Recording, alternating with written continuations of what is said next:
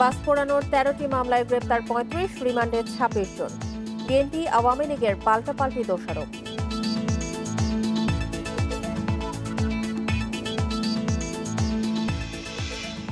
সারা দেশে চলছে প্রায় ৩,০০০ অবৈধ হাসপাতাল ক্লিনিক। রোববারের মধ্যে ব্যবস্থা নিতে সিভিল সার্জনদের নির্দেশ।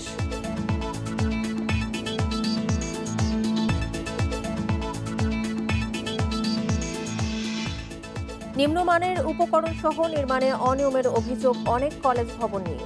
কঠোর হবার হুঁশিয়ারি শিক্ষা মন্ত্রণালয়।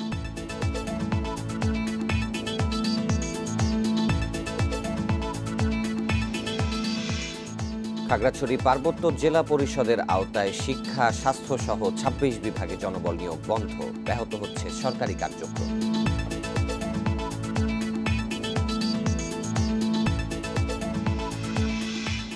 এবং জর্জিয়া অঙ্গরাজ্যেও জয় পেলেন জো বাইডেন। নির্বাচনের পর প্রথম জনসমক্ষে মুখ খুললেন, পরাজয় স্বীকার করেনি ট্রাম্প।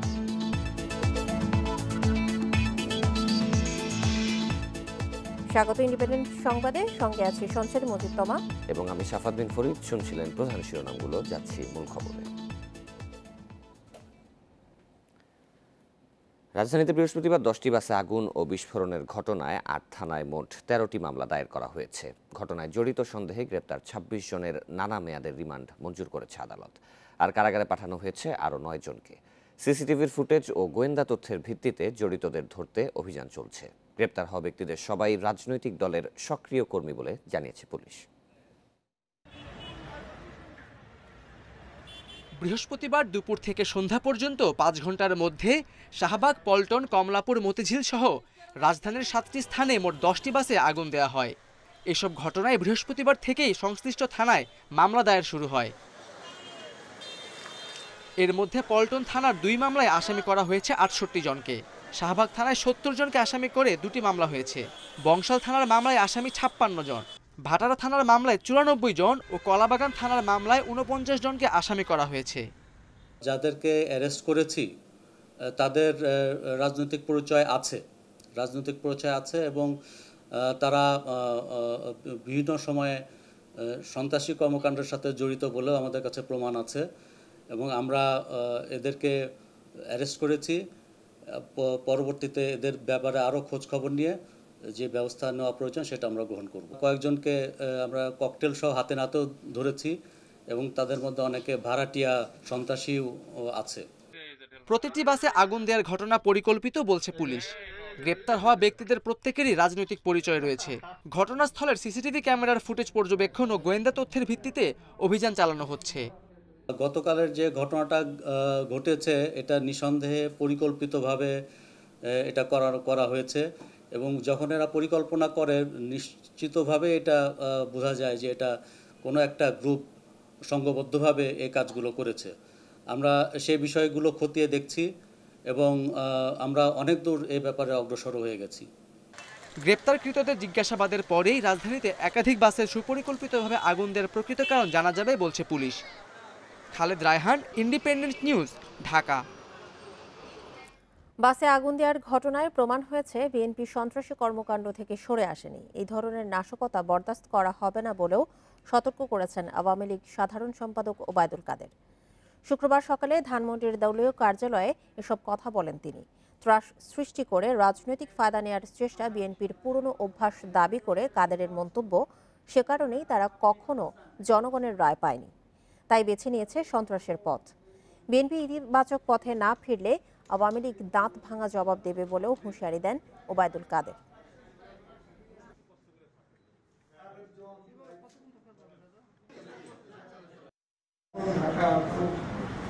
নির্বাচনী এলাকার 3টি স্থান সহ রাজধানী ঢাকার একাধিক স্থানে আগুন সন্ত্রাস চালানো হয়েছে। সেই পুরনো আগুন সন্ত্রাসের সংস্কৃতির পুনরাবৃত্তি এটা তারা আগে ঘটাতো, এখন এদিকে বিএনপি মহাসচিব মির্জা ফখরুল ইসলাম আলমগীর বলেছেন, আন্দোলন ভিন্ন খাতে নিতে সরকারি এজেন্টরা বাস পুড়িয়ে বিএনপিকে দোষারোপ করছে। ঢাকা রিপোর্টার্স ইউনিটিতে সংবাদ সম্মেলনে এই অভিযোগ করেন তিনি। পরে গুলশানে বিএনপি চেয়ারপারসনের কার্যালয়ে ঢাকা 18 ও সিরাজগঞ্জ 1 আসনের উপনির্বাচন বাতিলের দাবি জানান তিনি। এ সময় মিথ্যা মামলায় নেতাকর্মী গ্রেপ্তারের প্রতিবাদে 2 দিনের বিক্ষোভ সমাবেশের ঘোষণাও দেওয়া হয়েছে। নির্বাচন ব্যবস্থা সম্পূর্ণ ভেঙে দিয়ে সিইসি হাস্যকর বক্তব্য দিয়েছেন বলেও মন্তব্য করেন মির্জা ফখরুল।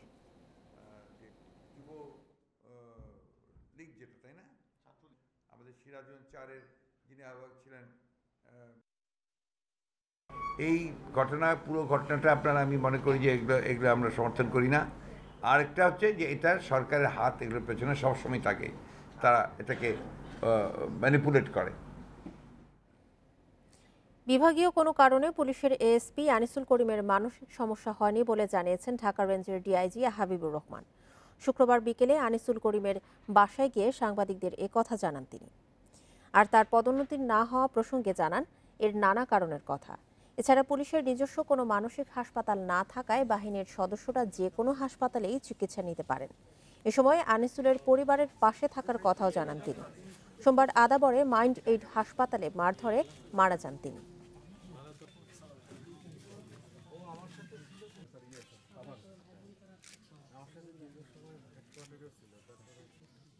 আর বিভাগীয় কোনো সমস্যার জন্য তার মানসিক অস্বস্তি বা অশান্তি এগুলো কিন্তু কিছুই না।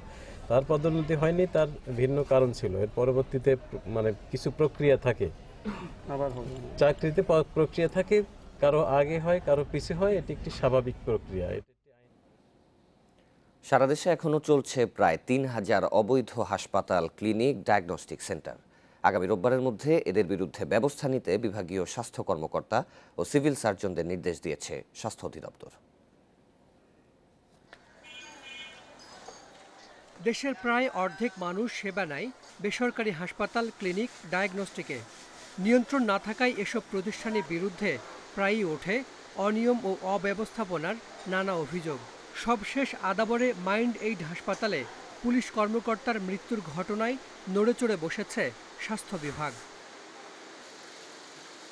সারা দেশের বেসরকারি হাসপাতাল, ক্লিনিক, ডায়াগনস্টিক সেন্টারগুলোকে নিবন্ধনের আওতায় আনতে গত 10 বছর বহুবার সময় বাড়িয়েছে স্বাস্থ্য অধিদপ্তর। সবশেষ 16 সেপ্টেম্বর পর্যন্ত সময় বাড়িয়ে বলা হয় এর আগেই কোনো প্রতিষ্ঠান নিবন্ধন না নিলে অবৈধ হিসেবে ধরা হবে। এতে সাড়া দিয়ে আবেদন করে 13,000 প্রতিষ্ঠান। তবে নিবন্ধন পেয়েছে 6,067টি হাসপাতাল, ক্লিনিক, আর আবেদনই করেনি 2,916টি। ইট উইল টেক টাইম, কারণ অনেক অবৈধ প্রতিষ্ঠান আছে আমাদের গড়ে। যদি আমি ধরি যে আমাদের এক একটা জেলায় 50টাও আছে, তাহলে 64 into 50 অনেক বিষয়। But I think within 6 or 1 year we can overcome all this issues. সবচেয়ে বেশি 830টি অবৈধ হাসপাতাল চট্টগ্রামে, ঢাকায় এই সংখ্যা 642। এরপর ময়মনসিংহ ও রাজশাহীতে বেশি নিবন্ধনহীন হাসপাতাল। এসব হাসপাতালের বিরুদ্ধে ব্যবস্থা নিতে বিভাগীয় স্বাস্থ্য কর্মকর্তা ও সিভিল সার্জনদের নির্দেশ দিয়েছে স্বাস্থ্য অধিদপ্তর। ভ্রাম্যমাণ আদালতের অভিযান চালিয়ে প্রয়োজনে সিলগালা করার নির্দেশনাও দেওয়া হয়েছে। এরই মধ্যে বিভিন্ন জেলায় শুরু হয়েছে অভিযান। যাদের লাইসেন্স নবায়ন হয়নি আমরা তাদেরকে নবায়নের জন্য চাপ দিচ্ছি, যত তাড়াতাড়ি পারবে তারা নবায়ন করেই কাজ করবে। অধিকাংশই প্রতিষ্ঠান যাদের নবায়ন আপডেটেড নাই, আমরা তাদের কার্যক্রমকে বন্ধ রাখছি।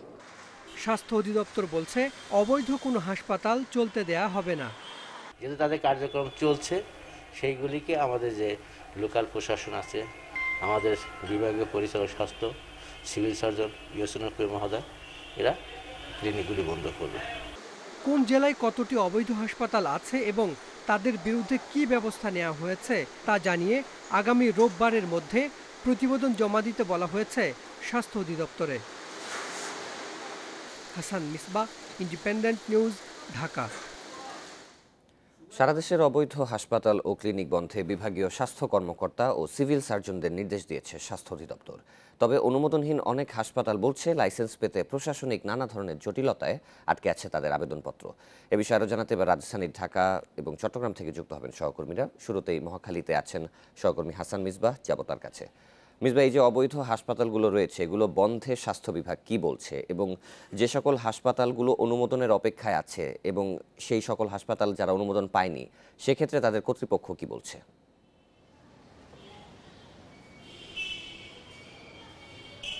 সারা দেশে অবৈধ হাসপাতালের বিরুদ্ধে যে অভিযান কিংবা স্বাস্থ্য অধিদপ্তর বা স্বাস্থ্য বিভাগের যে এসব হাসপাতালের বিরুদ্ধে যে পদক্ষেপ নেওয়া সেই প্রক্রিয়াটি যদি বলি গত 10 বছর ধরে চলে আসছে। স্বাস্থ্য অধিদপ্তর সময় বাড়ায়, কিছু আবেদন পড়ে, কিছু সাড়া পড়ে, এরপরে হাজার হাজার অবৈধ হাসপাতাল তারা তাদের মতো করেই কার্যক্রম চালিয়ে যায় এবং এক একটি যখন দুর্ঘটনা ঘটে তারপরে জানা যায় যে সেই হাসপাতাল, সেই প্রতিষ্ঠানটি অবৈধ ছিল বা সেটার কোনো ধরনের অনুমোদন ছিল না। এই প্রক্রিয়াটি দীর্ঘ সময় ধরে চলে আসছে। সবশেষ সিনিয়র এএসপি আনিসুল করিমের মৃত্যুর পর স্বাস্থ্য অধিদপ্তর বলা চলে যে কিছুটা টনক নড়েছে। তারা এ বিষয়ে চিঠি ইস্যু করেছে যে যেসব হাসপাতাল এখনও নিবন্ধন নেয়নি সেসব হাসপাতালের বিরুদ্ধে তারা ব্যবস্থা নিতে যাচ্ছেন এবং খুবই কড়া ভাষায় তারা বিভাগীয় স্বাস্থ্য কর্মকর্তা এবং সিভিল সার্জনদের বলেছেন যে স্থানীয় প্রশাসনের সহায়তায় প্রয়োজনে তারা যেন মোবাইল কোর্ট পরিচালনা করে এই অবৈধ হাসপাতালগুলো তারা বন্ধ করে দেন। এখন পর্যন্ত প্রায় 3000 হাসপাতাল তারা নিবন্ধনের জন্য কোনো আবেদনই করেনি। তার মানে সরকারের যে প্রক্রিয়াটি রয়েছে নিবন্ধন নিয়ে তারা তাদের হাসপাতাল চালাবেন সেটিতে তাদের কোনো আগ্রহই নেই, বরং তারা তাদের মতো করে ম্যানেজ করে তারা হাসপাতাল চালাচ্ছেন। যেমন এই মুহূর্তে আমি মহাখালী যে একটি ডায়াগনস্টিক সেন্টারে আছি, এটি স্বাস্থ্য অধিদপ্তর থেকে দূরত্ব 100 গজের বেশি নয়, কিন্তু স্বাস্থ্য অধিদপ্তরের যে তালিকা 6067টি হাসপাতাল লাইসেন্স পেয়েছে তার মধ্যে কিন্তু এই 100 গজের ভেতরের এই ডায়াগনস্টিক সেন্টারটি নেই। অর্থাৎ এই সেন্টারটি হয়তো মনে করেনি যে লাইসেন্স খুবই গুরুত্বপূর্ণ, অথবা এমনটি হতে পারে যে তারা আবেদন করেছে, স্বাস্থ্য অধিদপ্তরের হয়তো সময় হয়নি যে এই কাছের এই প্রতিষ্ঠানটি ভিজিট করে তাদের লাইসেন্স প্রক্রিয়াটি শেষ করে দেয়া। অর্থাৎ অনেক সময় দুই পক্ষেরই নানা ধরনের জটিলতা থাকে। যেমন স্বাস্থ্য অধিদপ্তর গত 10 বছরে যদি বলি তারা একই বিষয় বলে আসছে যে তাদের জনবল সংকট, এটি অবশ্যই একটি বাস্তব এবং তারা যেটি বলেছেন সেটিও সত্য। কিন্তু জনবল সংকট নিয়ে স্বাস্থ্য ব্যবস্থার এই যে অব্যবস্থাপনা, এই যে একটি অন্যমতো অবস্থা, এটি আসলে কতদিন চলবে এই প্রশ্ন তুলেছেন খোদ চিকিৎসকরাই। এবং এই হাসপাতালের মতো এই ডায়াগনস্টিকটির মতো সারা বাংলাদেশে আরও অসংখ্য ক্লিনিক, হাসপাতাল, ডায়াগনস্টিক আছেন যারা একইভাবে কোনো একটি সুযোগ নিয়ে তারা এই প্রতিষ্ঠানগুলো পরিচালনার করে আসছেন এবং যারা লাইসেন্স এখনও নেননি তারা দোহাই দিচ্ছেন যে সেই প্রক্রিয়াটি অনেক জটিল, অনেক বেশি সময় লাগে, নানা অজুহাতে মূলত তারা এই প্রক্রিয়াটিতে সময় ক্ষেপণ করছেন। মিসবাহ আমাদের সাথেই থাকবেন। এবার আমরা একটু চট্টগ্রামের পরিস্থিতি জানবো, জানাবেন সহকর্মী হাসান রিটন। রিটন, প্রতিবেদনে আমরা যেমনটি দেখলাম যে ঢাকার চেয়ে চট্টগ্রামে অবৈধ হাসপাতালের সংখ্যা কিন্তু কিছুটা বেশি এবং এই অবৈধ হাসপাতালগুলো বন্ধে এখানকার প্রশাসন কি কোনো ধরনের ব্যবস্থা নিচ্ছেন কিনা, এবং আরেকটি বিষয় জানাবেন যে লাইসেন্স ছাড়া যে সকল হাসপাতাল চালাচ্ছে সেই কর্তৃপক্ষরা কি বলছে। দেখুন, চট্টগ্রাম নগরীতে 580টির মতো হাসপাতাল, ডায়াগনস্টিক সেন্টারের ক্লিনিক রয়েছে। এর মধ্যে মাত্র 100টি প্রতিষ্ঠান রয়েছে যেগুলোতে শতভাগ কাগজপত্র আছে। বাকিগুলো আসলে বলা যেতে পারে যে সব ধরনের ছাড়পত্র ছাড়াই তারা অবৈধ ব্যবসা বাণিজ্য করে যাচ্ছে। আমরা হাসান মিসবাহ ভাই যেটি বলছিলেন যে সেখানেও তদারকির যে অভাব, সেই এই চট্টগ্রামে আমরা যেটি দেখি সেটি হচ্ছে মাঝে মাঝেই কয়েকদিন আগে আপনি জানেন যে মাস দুয়েক আগে চট্টগ্রামে এক কলেজ ছাত্রী চিকিৎসা নিতে এসে প্রাণ হারিয়েছিলেন। এরপর সেই হাসপাতাল এবং আরেকটি হাসপাতালকে সিলগালা করে দেওয়া হয়েছিল এবং এরকম ঘটনা যখন ঘটে তখন আমরা দেখি যে আসলে মানুষের প্রশাসনের কর্তা ব্যক্তিরা কিছুটা নড়ে চলে বসেন। এরপরে বাকি সময়গুলো আসলে তদারকি ছাড়াই চলে। এখানে আসলে যারা চিকিৎসা নেন চট্টগ্রাম শহরে যে সমস্ত লাখ লাখ মানুষ তারা প্রতিনিয়ত বিভিন্ন ডায়াগনস্টিক সেন্টার, ক্লিনিক, হাসপাতালের চিকিৎসা নিচ্ছেন। অনেকটা তারা উপরওয়ালাকে নিজের প্রাণটি সঁপে দিয়েই তারা চিকিৎসা কাজটি নিচ্ছেন, কারণ তারা জানেন যেখানে আসলে যে পরিমাণ টাকা দিয়ে তিনি চিকিৎসাটি নিচ্ছেন সেরকম মানসম্পন্ন কোনো ঔষধপত্র বলি, যন্ত্রপাতি বলি, কোনো কিছু আসলে সমস্ত প্রতিষ্ঠানে নেই এবং এগুলো দেখার যাদের দায়িত্ব তারাও আসলে এক ধরনের ঘুমিয়ে থাকার মতো অবস্থায় করে। আমরা দেখি যে কোনো একটি ঘটনা ঘটলে তারা দৌড়ঝাঁপ করে, কিছুদিন পর আবার সেই দৌড়ঝাঁপ থেমে যায় এবং একইভাবে যে সমস্ত অবৈধ ক্লিনিকগুলো আছে তারা আসলে দেদারসে তাদের ব্যবসা বাণিজ্য করে যাচ্ছে। যখন কোনো ঝামেলা হয় তখন আসলে প্রশাসনের উদ্যোগ কোনো ব্যক্তিদেরকে নানাভাবে তারা মোটিভেট করে তারপর আবার তাদের যে রূপ সেটিতে তারা ফেরত যায়। আমরা এই মুহূর্তে আছি চট্টগ্রামের গোলপাহাড় মোড়া। আমার এখানে আশপাশে অসংখ্য ক্লিনিক ডায়াগনস্টিক সেন্টার রয়েছে, কিন্তু কোনটির শতভাগ কাগজপত্র আছে সেটি আসলে বলা খুবই মুশকিল। এবং এটি নিয়ে আমরা সিভিল সার্জন সহ অন্যান্য যারা আছেন স্বাস্থ্য বিভাগে যারা আছেন তাদের সাথে কথা বললে তারা যেটি বলছেন সেটি হচ্ছে তাদের জনবল সংকট আছে।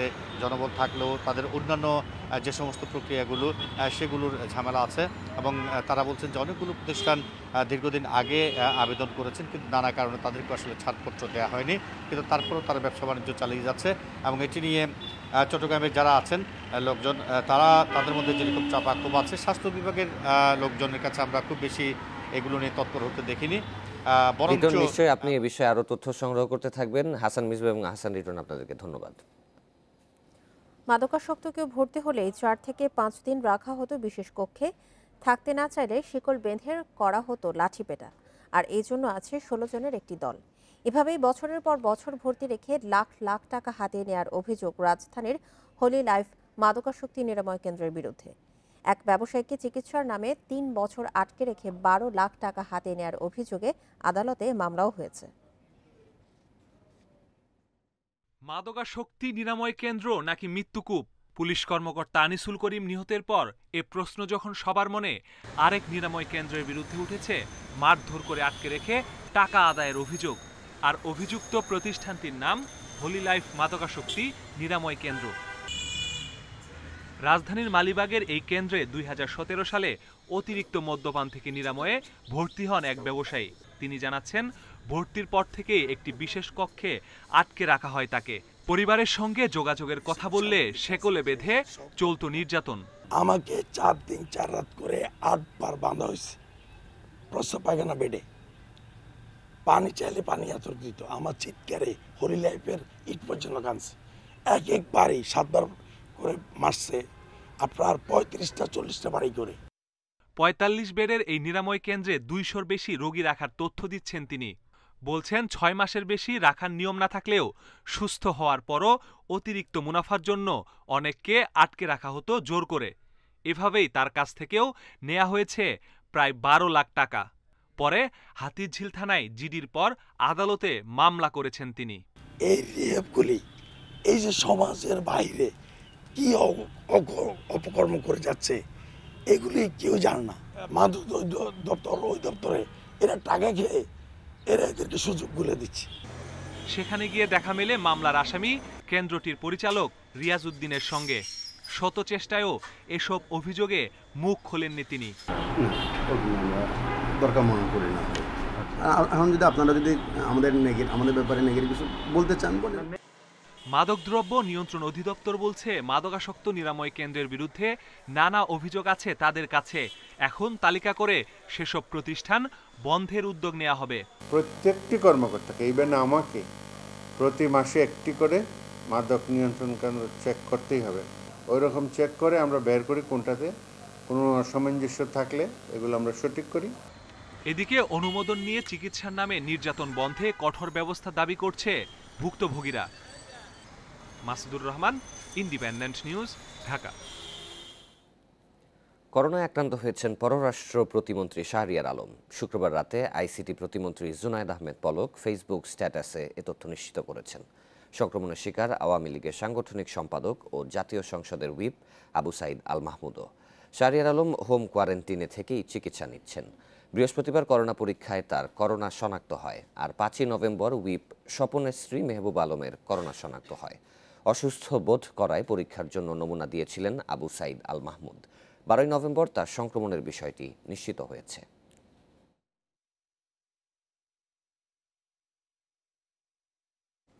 দেশে করোনায় আরও 19 জনের মৃত্যু হয়েছে। এর মধ্যে পুরুষ 13 জন এবং নারী 6 জন। এ নিয়ে মোট প্রাণহানি হল 6,159 জনের। 115টি ল্যাবে 24 ঘন্টায় 13,539টি নমুনা পরীক্ষায় করোনা শনাক্ত হয়েছে 1,767 জনের। পরীক্ষা বিবেচনায় শনাক্তের হার 13.05%। শুক্রবার স্বাস্থ্য অধিদপ্তরের বিজ্ঞপ্তিতে জানানো হয়, দেশে মোট করোনা আক্রান্তের সংখ্যা দাঁড়ালো 4,28,965 জনে। সুস্থ হয়েছেন আরও 1,519 জন। এই নিয়ে মোট সুস্থ হলেন 3,46,387 জন।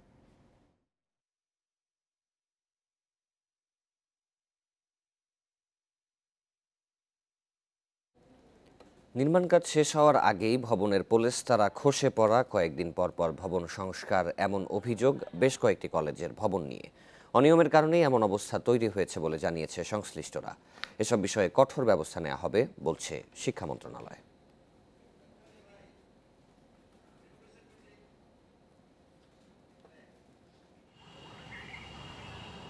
ভোলা সরকারি কলেজ 2015 সালে 5 তলা ভিত বিশিষ্ট ভবনের 3 তলার কাজ শেষ হয়। অথচ কাজ শেষ হওয়ার পর 5 বছর পার হতেই ভবনটি ঝুঁকিপূর্ণ ঘোষণা করেন শিক্ষা প্রকৌশল অধিদপ্তরের প্রকৌশলীরা। কলেজ কর্তৃপক্ষ বলছে, ভবনে ক্লাস নেওয়াটাকে ঝুঁকিপূর্ণ বলছেন তারা। বুয়েট থেকে একদল বিশেষজ্ঞ এসছেন, তারা পরীক্ষা নিরীক্ষা করেছেন এবং মৌখিকভাবে তাদের কাছ থেকে যেটা শুনেছি, কলামে যেখানে রড থাকার কথা 12টা, সেখানে আছে নাকি মাত্র 5টা রড আছে। তো কাজে এটা খুব আতঙ্কজনক। নির্ধারিত মাপের চেয়ে কম রড ব্যবহার করা সহ নানা অনিয়মের কারণে এমন অবস্থার সৃষ্টি হয়েছে বলে তদন্ত প্রতিবেদনেও উঠে আসে। ভবন যখন নির্মাণ হয় তখন ভোলার নির্বাহী প্রকৌশলী ছিলেন দেলোয়ার হোসেন, তবে তিনি এর দায় নিতে রাজি হননি। এক্সিকিউটিভ ইঞ্জিনিয়ার হচ্ছেন, এটা সারপ্রাইজ ভিজিট করবেন, তার পক্ষে তো দাঁড়িয়ে রড গুনে ফাউন্ডেশন ঢালাই করা, রডের কলামে ধরেন একটা বিল্ডিং এর যে 70টা কলাম থাকে, সেই এক্সিকিউটিভ দাঁড়িয়ে দাঁড়িয়ে কি ঢালাই করবেন? এদিকে লক্ষ্মীপুর সরকারি কলেজের এই ভবন সংস্কারের কাজ বছরের পর বছর ধরে চললেও স্থায়ী সমাধান হয় না। সংস্কার কাজে অনিয়মের কারণেই এমন অবস্থা হচ্ছে বলে অভিযোগ। প্রতি বছরই এই মেরামত ব্যয় হিসেবে সরকারের অনেক টাকা খরচ হয়। সরকার যদি এই ভবনগুলো পুনরায় নির্মাণ করে দেন এবং এই ভবনগুলো পুনরায় নির্মাণ করার ফলে যেমন একদিকে সরকারের অর্থ সাশ্রয় হবে, এমন অনেক অভিযোগই আছে বেশ কয়েকটি শিক্ষা প্রতিষ্ঠানের ভবনের নির্মাণ এবং সংস্কার কাজ নিয়ে। শিক্ষা মন্ত্রণালয় বলছে, সব বিষয়ে তদন্ত হবে, অনিয়মের সাথে যারাই জড়িত থাকবে তাদের ছাড় দেওয়া হবে না। মানের প্রশ্নে যদি কোনো ধরনের দুর্বলতা থাকে, মানের প্রশ্নে যদি নিম্নমানের কাজ হয়, এটা বলবো না যে সর্বক্ষেত্রে এটা হচ্ছে, কিছু কিছু ক্ষেত্রে হচ্ছে না যে তা নয়, যেখানে হচ্ছে সেখানে আমরা স্পেসিফিক্যালি ব্যবস্থা নিব। নির্মাণ কাজ চলার সময়ও নজরদারি জোরদার করা হবে বলছে মন্ত্রণালয়। নূরে আলম, ইন্ডিপেন্ডেন্ট নিউজ, ঢাকা। স্থানীয় সরকারের 26টি অঞ্চলে আওয়ামী লীগের প্রার্থী চূড়ান্ত হয়েছে। গণভবনে স্থানীয় সরকার জনপ্রতিনিধি মনোনয়ন বোর্ডের সভায় 7 উপজেলা, 5 পৌরসভা ও 15 ইউনিয়নের নির্বাচনের প্রার্থী চূড়ান্ত হয়। সভায় সভাপতিত্ব করেন স্থানীয় সরকার জনপ্রতিনিধি মনোনয়ন বোর্ডের সভাপতি প্রধানমন্ত্রী শেখ হাসিনা। মনোনয়ন বোর্ডের সদস্যদের উপস্থিতিতে এবং তাদের সম্মতিক্রমে আসন্ন নির্বাচনে প্রার্থী মনোনয়ন নিশ্চিত করে আওয়ামী লীগ।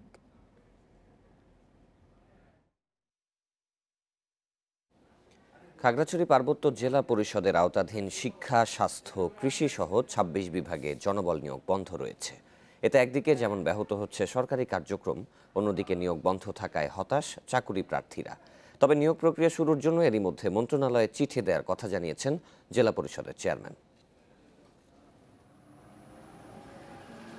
3 পার্বত্য জেলার শিক্ষা, স্বাস্থ্য, কৃষি, প্রাণী ও মৎস্যসহ 26 বিভাগ পরিচালনার দায়িত্ব পার্বত্য জেলা পরিষদের। এসব বিভাগে তৃতীয় ও চতুর্থ শ্রেণীর পদে নিয়োগ দেয় জেলা পরিষদ। তবে খাগড়াছড়িতে বছরের পর বছর শূন্য পদে হচ্ছে না কোনো নিয়োগ। প্রাইমারি স্কুলে অ্যাপ্লাই করছিলাম, 3 বছর অতিক্রম হয়ে যাচ্ছে, এখনো নিয়োগ হচ্ছে না, হয়েও নাই। আর কৃষি অফিসে যেটা অ্যাপ্লাই করছিলাম ওটাও প্রায় 1.5 বছর হয়ে যাচ্ছে। জেলার স্বাস্থ্য অধিদপ্তরের নিয়োগ প্রায় 7 বছর ধরে বন্ধ। 594টি প্রাথমিক বিদ্যালয়ে 422টি শূন্য পদের বিপরীতে 2017 সালে সহকারী শিক্ষক নিয়োগ প্রক্রিয়াও ঝুলে আছে। জনবল না থাকলে স্বাস্থ্য ব্যবস্থা একটু তো আমাদের সমস্যা হচ্ছে, যেহেতু তৃতীয় চতুর্থ শ্রেণীর পদগুলো খুবই গুরুত্বপূর্ণ। শিক্ষক যদি না থাকে আসলে শ্রেণী পাঠদান চালানোর ক্ষেত্রে কিছুটা সমস্যার সৃষ্টি হয়। তা আমরা আশা করছি যে আমরা যদি জেলা পরিষদ এই নিয়োগ কার্যক্রমটা সম্পন্ন করেন তাহলে হয়তো শিক্ষকের ঘাটতিটা আমাদের পূরণ হয়ে যাবে।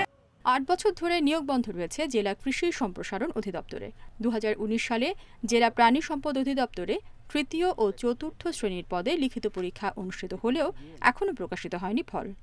আমাদের শূন্য পদ যাতে জেলা পরিষদ খাগড়াছড়ি পূরণের ব্যবস্থা করেন, যাতে জনবল নিয়োগ দিয়ে আমরা আমাদের কর্মকে বাড়াতে পারি। এই দীর্ঘ সময়ও যেহেতু নিয়োগ হয় না, যার জন্য আমরা আমাদের কাজ লোকবলের অভাবে কাজকর্ম হচ্ছে না। জেলা পরিষদ চেয়ারম্যান জানান, শূন্য পদে নিয়োগের জন্য মন্ত্রণালয়ে লিখিতভাবে জানানো হয়েছে। এটা ছাড়পত্র নিতে হয় অর্থ মন্ত্রণালয় থেকে, জনপ্রশাসন মন্ত্রণালয় থেকে, এবং সর্বোপরি আমাদের পার্বত্য মন্ত্রণালয় যদি আমাদেরকে ক্লিয়ারেন্স দেয় তখন আমরা নিয়োগ করতে পারি। তারপরেও আমরা ইদানিং আমরা পরিষদের সিদ্ধান্ত মোতাবেক আমরা চিঠি দিয়েছি এবং মন্ত্রী মহোদয়, সচিব মহোদয়ের সাথে আমার আলাপ হয়েছে। খাগড়াছড়ি জেলা পরিষদের আওতায় বিভিন্ন বিভাগে শূন্য পদের সংখ্যা প্রায় 1000। Independent News desk. Hitech park অথচ নেই ডেডিকেটেড ইন্টারনেট সংযোগ। আবিষ্কারের আঁতুড়ঘর হওয়ার কথা থাকলেও 3 বছরে নেই কোনো উদ্ভাবন। যশোরের শেখ হাসিনা সফটওয়্যার টেকনোলজি পার্কে এখনও খালি 38% জায়গা। তবে আইসিটি মন্ত্রণালয়ের প্রত্যাশা, আগামী 10 বছরে সত্যিই আঁতুড়ঘরে পরিণত হবে এই পার্ক। 2017 সালে যাত্রা শুরু করে বাংলাদেশের সিলিকন ভ্যালি খ্যাত যশোরের Sheikh Hasina software technology park. প্রত্যাশা ছিল আইটি সেক্টরের মেধা বিকাশ ও আবিষ্কারের আঁতুড়ঘর হবে এটি। তবে গত 3 বছরে প্রত্যাশার সিকিভাগও পূরণ হয়নি। 305 কোটি টাকা ব্যয়ে নির্মিত এই পার্ক এখন পর্যন্ত বিনিয়োগ এসেছে মাত্র 60 কোটি টাকা। 50টি প্রতিষ্ঠান জায়গা বরাদ্দ নিল, বাস্তবে 38টি, যার মধ্যে 6টির কোনো কার্যক্রম নেই। সফটওয়্যার তৈরির প্রতিষ্ঠান নেই বললেই চলে। যারা আছেন তাদের বেশিরভাগই প্রশিক্ষণধর্মী অথবা কল সেন্টার। অভিযোগ আছে বিদ্যুৎ বিল নিয়ে নেই শক্তপোক্ত ইন্টারনেট সংযোগও।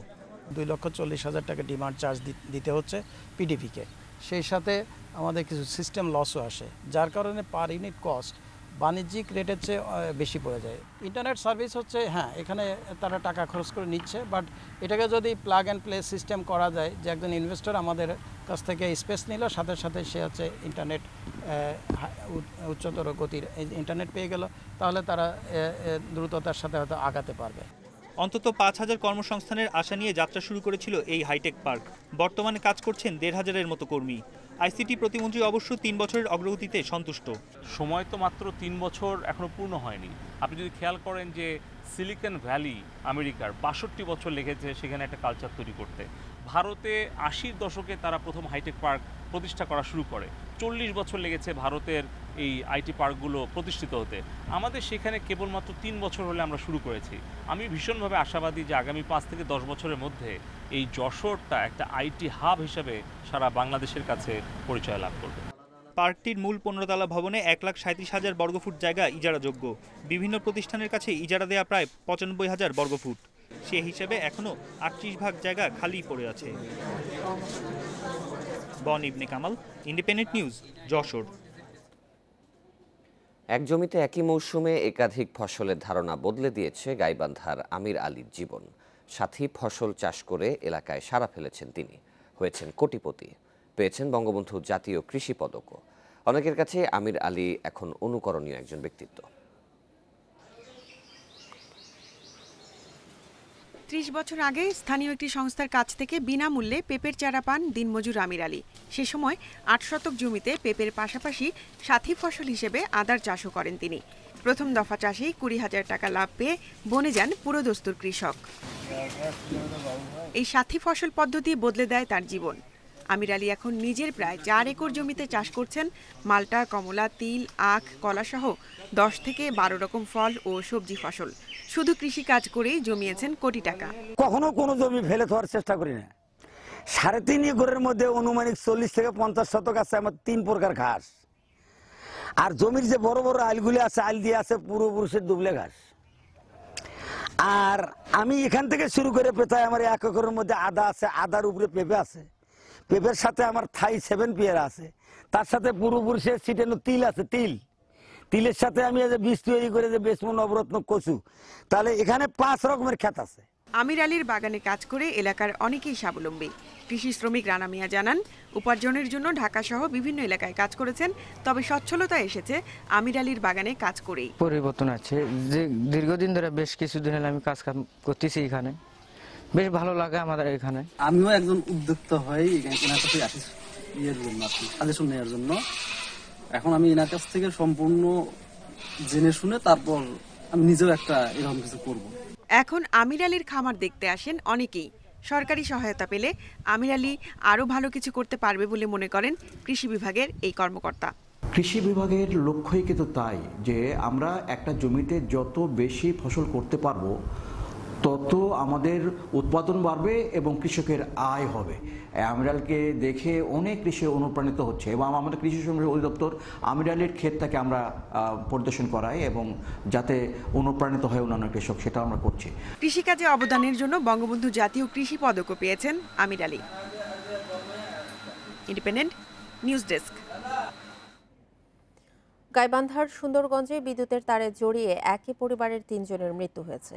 পুলিশ জানিয়েছে শুক্রবার সন্ধ্যায় সুন্দরগঞ্জের দক্ষিণ থোপাডাঙ্গা গ্রামের রেজাউল মিয়া বাঁশের খুঁটির সঙ্গে ঝুলে থাকা বৈদ্যুতিক তারে জড়িয়ে যান। এ সময় তার মা রেখা বেগম এবং ভাইয়ের ছেলে সুজন তাকে বাঁচানোর চেষ্টা করলে তারাও বিদ্যুতায়িত হন। পরে তাদের গাইবান্ধা জেলা হাসপাতালে নেওয়া হলে মৃত ঘোষণা করেন চিকিৎসক। ইয়াবা ব্যবসায় জড়িত অভিযোগে চট্টগ্রামের নিউ চাঁদগাঁওয়ের একটি বাসা থেকে নারীসহ 4 জনকে আটক করেছে পুলিশ। উদ্ধার করা হয় নগদ প্রায় 9 লাখ টাকা, 23,000 পিস ইয়াবা ও বিভিন্ন ব্যাংকের চেক বই। তাদের সাথে রোহিঙ্গাদের সম্পৃক্ততা আছে বলে ধারণা করছে পুলিশ।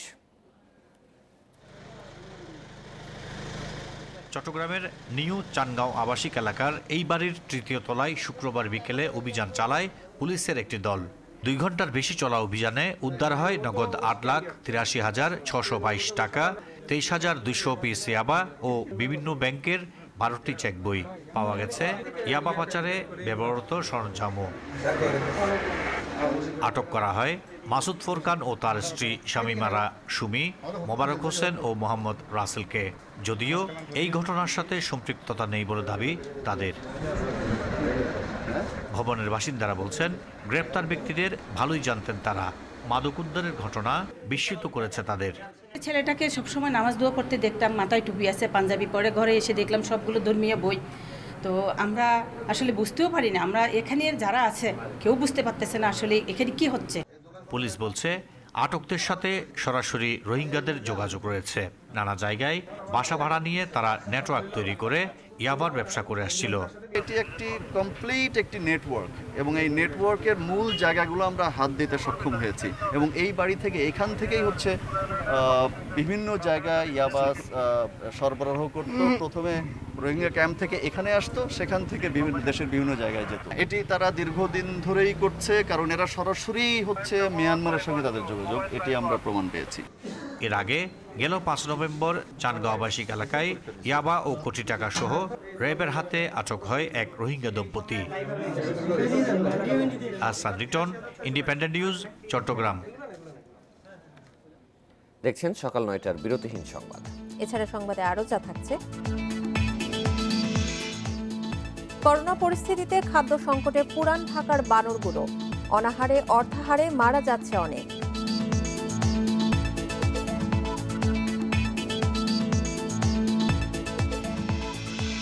এবং নেপালকে 2-0 গোলে হারিয়ে আন্তর্জাতিক ফুটবল। শিশুদের নোবেল খ্যাত আন্তর্জাতিক শিশু শান্তি পুরস্কার পেলেন বাংলাদেশের কিশোর সাদাত রহমান। সাইবার অপরাধ থেকে শিশুদের সুরক্ষা নিয়ে কাজ করার স্বীকৃতি পেলেন নড়াইলের কিশোর সাদাত। নেদারল্যান্ডসে শুক্রবার বিজয়ীর নাম ঘোষণা করা হয়। নোবেলজয়ী মালালা ইউসুফজাই বিজয়ীর হাতে ভার্চুয়ালি পুরস্কার তুলে দেন। 17 বছরের সাদাত নড়াইল আব্দুল হাই সিটি কলেজের দ্বাদশ শ্রেণীর ছাত্র। সে ও তার দল সাইবার বুলিং ও সাইবার ক্রাইম থেকে শিশু কিশোরদের রক্ষায় নানা কার্যক্রম পরিচালনা করছে। সাদাত সম্পর্কে কিডস রাইটসের ওয়েবসাইটে বলা হয়েছে, সাদাত একজন তরুণ চেঞ্জ মেকার ও সমাজ সংস্কারক। 2005 সালে রোমে অনুষ্ঠিত নোবেল শান্তি পুরস্কার বিজয়ীদের এক শীর্ষ সম্মেলন থেকে এই পুরস্কার চালু করে কিডস রাইটস নামের একটি সংগঠন।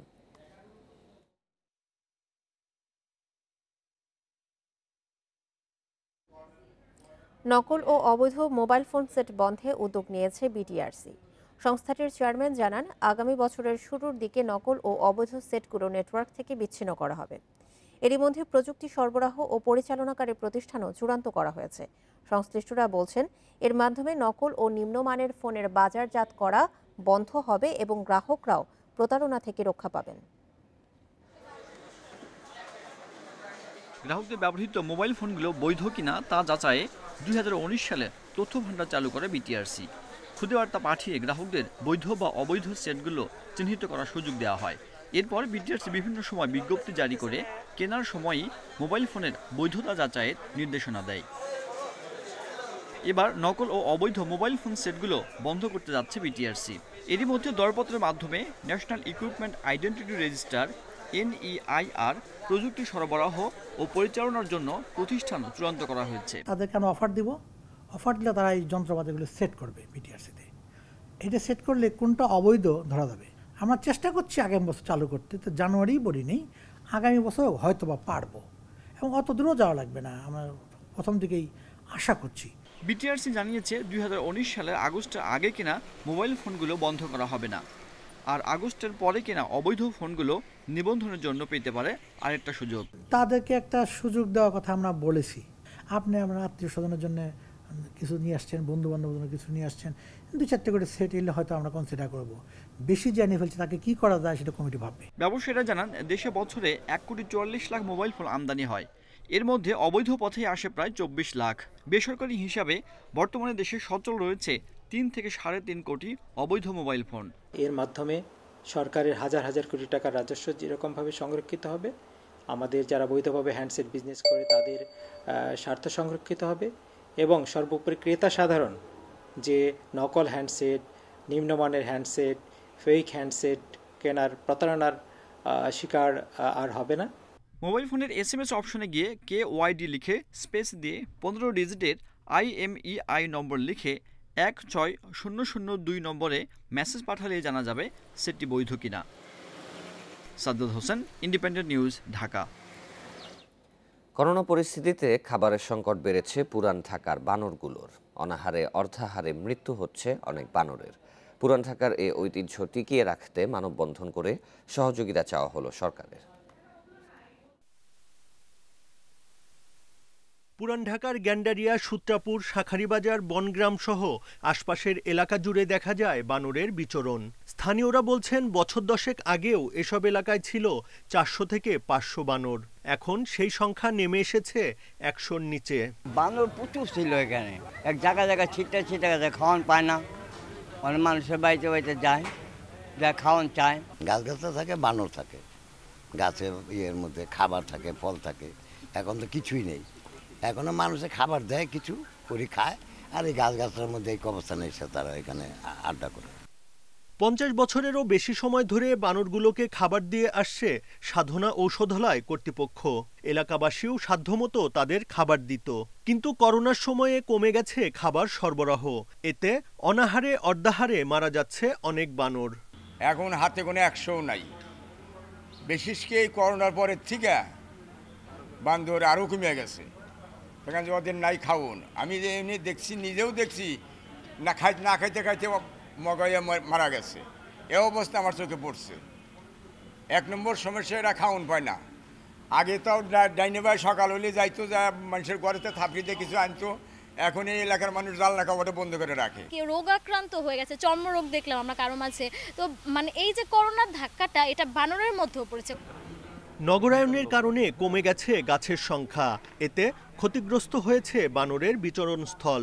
খাবারের জন্য পুরোপুরি নির্ভর করতে হচ্ছে মানুষের ওপর। লকডাউন পরিস্থিতিতে আরও বেশি খারাপ অবস্থা ছিল, ওই সময় মানুষের সমস্যাই ছিল, এটার জন্য এদেরকে দেখা সম্ভব হয়নি। তো সুতরাং এই অবস্থা চলতে থাকলে, আর যদি সরকারি পৃষ্ঠপোষক খাবারটা বন্ধ হয়ে যায়, তাহলে দেখা যাবে যে আর কিছুদিনের মধ্যেই এই বানরগুলো বিলুপ্ত হয়ে যাবে। বন বিভাগের পক্ষ থেকে আগে বানরগুলোকে খাবার দেওয়া হতো। ঢাকা দক্ষিণ সিটি কর্পোরেশনও প্রতিদিন ছোলা ও কলা সরবরাহ করলেও গত বছর থেকে তা বন্ধ বলে জানা গেছে।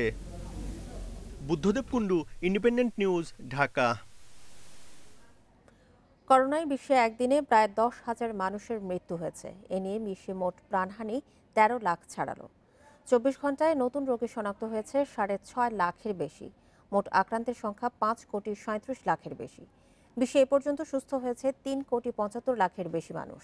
24 ঘন্টায় যুক্তরাষ্ট্রে দেশটির একদিনে সর্বোচ্চ শনাক্তের রেকর্ড হয়েছে। সংক্রমিত হয়েছে 1,83,000 মানুষ। নতুন 1400 জনের মৃত্যু নিয়ে দেশটির মোট। ফ্রান্সে এই নিয়ে দেশটিতে মৃতের সংখ্যা প্রায় 44,000। দেশটিতে নতুন করে ভাইরাস মিলেছে 23,000-এর বেশি মানুষের দেহে। শুক্রবার ভারতে প্রাণহানি হয়েছে 539 জনের। নতুন আরও 45,000 রোগী নিয়ে ভারতের সংক্রমিতের সংখ্যা 87 লাখের বেশি।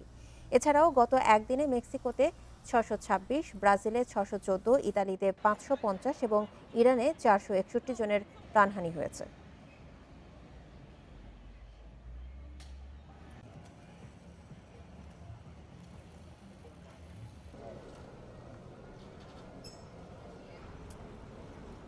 মার্কিন প্রেসিডেন্ট নির্বাচনের শেষ দুটি রাজ্য জর্জিয়া ও নর্থ ক্যারোলিনায় পুনরায় ভোট গণনা শেষে রিপাবলিকান ঘাঁটি জর্জিয়াতেও জয় পেয়েছেন নবনির্বাচিত প্রেসিডেন্ট জো বাইডেন, যা 28 বছর পর প্রথম কোনো ডেমোক্র্যাট প্রার্থীর জয়।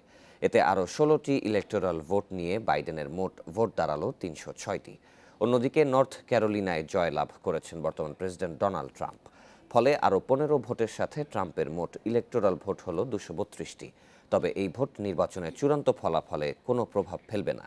এই দুই রাজ্যের ফল দিয়ে শেষ হলো মার্কিন প্রেসিডেন্ট নির্বাচনের সব রাজ্যের ভোট গণনা। এদিকে এখনও হার মানতে নারাজ প্রেসিডেন্ট ডোনাল্ড ট্রাম্প। করোনা সংক্রান্ত এক সংবাদ সম্মেলনে ট্রাম্প একথা জানান। এ সময় করোনা মোকাবিলায় তার প্রশাসন দেশজুড়ে আর লকডাউন দিবে বলে জানান বর্তমান মার্কিন প্রেসিডেন্ট। তবে তিনি নির্বাচনের বিষয়ে সাংবাদিকদের কোনো প্রশ্নের উত্তর দেননি।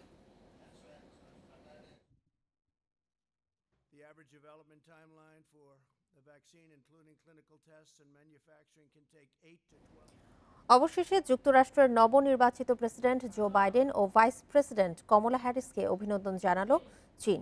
স্থানীয় সময় শুক্রবার চীনের পররাষ্ট্র মন্ত্রণালয়ের মুখপাত্র ওয়াং ওয়েনবিন সংবাদ সম্মেলনে অভিনন্দন জানান। ওয়েনবিন বলেন, আমেরিকানদের পছন্দকে সম্মান করি আমরা। মার্কিন প্রেসিডেন্ট নির্বাচনের ফল ঘোষণার প্রায় এক সপ্তাহ পর চীনের পক্ষ থেকে আনুষ্ঠানিকভাবে এই অভিনন্দন জানানো হয়। ট্রাম্প প্রশাসনের 4 বছরে ওয়াশিংটন বেইজিং বাণিজ্য যুদ্ধ চরম আকার ধারণ করে। করোনা মহামারীর জন্য পরস্পরকে দায়ী করে আসছিল যুক্তরাষ্ট্র ও চীন।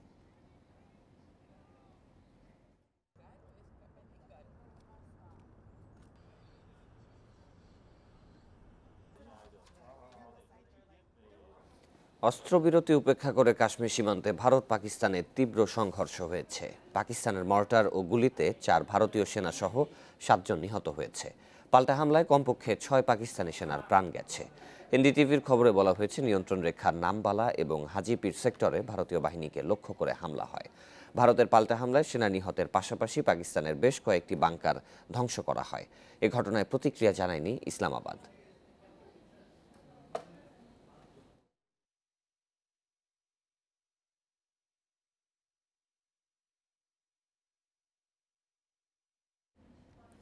নয় মাস পর আন্তর্জাতিক ফুটবলে প্রত্যাবর্তন দারুণভাবে রাঙালো বাংলাদেশ। প্রীতি ম্যাচে নেপালকে হারিয়েছে 2-0 গোলে। লাল সবুজদের জয়ের নায়ক জীবন ও সুফিল। দর্শক প্রাণ ফিরে পেয়েছে বঙ্গবন্ধু জাতীয় স্টেডিয়াম। অনিশ্চয়তার কালো মেঘ সরিয়ে মাঠে ফিরেছে ফুটবল। লাল সবুজ বুকে ধারণ করে জামাল সাদ্দের প্রত্যাবর্তন বরণ করে নিয়েছে গ্যালারির হাজারো দর্শক। 4-2-3-1 ফরমেশনে প্রথমবার জাতীয় দলের জার্সি গায়ে ফরওয়ার্ড সুমন ও গোলকিপার জিকো। প্রথম থেকেই আত্মবিশ্বাস নিয়ে গিয়েছে বেঙ্গল টাইগার্স। লিড নিতেও সময় লাগেনি। রাইট উইংয়ে দারুণ ফুটওয়ার্কের পর যে ক্রসটি করেছেন সাদ, তাদের পূর্ণতা দিয়েছেন জীবন।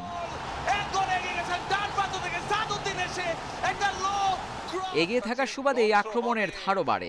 23 মিনিটে তপুর হেড খুঁজে পায়নি নিশানা। মিনিট 4 পরেই মানিক মোল্লার 25 গজ দূরত্বের শট কোনো মতে গ্লাভস ছুঁয়ে পার করেন নেপাল গোলরক্ষক। বিরতির পর কৌশলে আসে পরিবর্তন। ফিটনেস সতর্কতায় জীবন, মানিক, সুমনদের নিয়ে ঝুঁকে নিতে চাননি কোচ জেমি। অধিনায়ক জামালও বদলি হয়েছেন ঘন্টা পেরোতেই। বদলি নেমে আস্থার প্রতিদান সুফিলের। বা প্রান্ত দিয়ে তার নিখুঁত ফিনিশিং এদেশের ফুটবলে মনে থাকবে অনেক দিন। বাংলাদেশ 2, নেপাল 0। চমৎকার একটা কাউন্টার অ্যাটাক এবং সেটাকে কাজে লাগিয়েছেন। রক্ষণ অক্ষুণ্ণ রেখেই 90 মিনিট শেষ করে জেমির ছাত্ররা।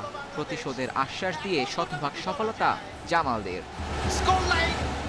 জয় দিয়ে প্রত্যাবর্তনটা রাঙালো বাংলাদেশ।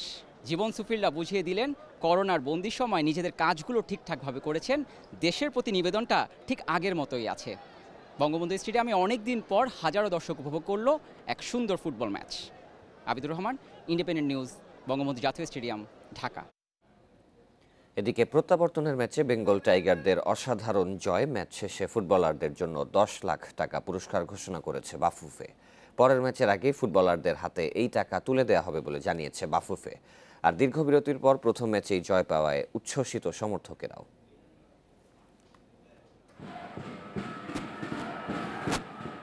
আবারও জয়, আবার উন্মাদনা। 22 গজে টাইগারদের জয়ের দৃশ্যটা নিয়মিত। প্রাণের খেলা ফুটবলেও তা ফিরে এসেছে। মাঠে লড়েছেন জীবন সুফিলরা। গ্যালারিতে হাজারো দর্শক, সমান তালেই জুগিয়েছে উৎসাহ। সমর্থকরা স্বাস্থ্যবিধি মেনে গ্যালারিতে প্রবেশ করলেও শেষ পর্যন্ত ভক্তদের আটকে রাখা যায়নি। নেচে গিয়ে মাতে জয়ের উল্লাসে। বলে বোঝানোর মতো নয়, এক্সেলেন্ট ছিল আজকেরটা, অনেক ভালো লাগছে। 7 মাস আগের যে বাংলাদেশ আর এই বাংলাদেশ আকাশ এবং পাতাল। আমরা আবার খেলা দেখতে আসবো এবং আমরা আশা করি আমাদের বাংলাদেশ আরো ভালো একটা জয় উপহার করবে। আমরা মানে যতটুকু আশা বাংলাদেশ থেকে চাইছিলাম ইনশাআল্লাহ। গ্যালারিতে বসে পুরো ম্যাচটাই দেখেছেন সভাপতি কাজী সালাউদ্দিন সহ বাফুফের কর্তারা। ম্যাচ শেষে মিলেছে 10 লাখ টাকার পুরস্কারের আশ্বাস।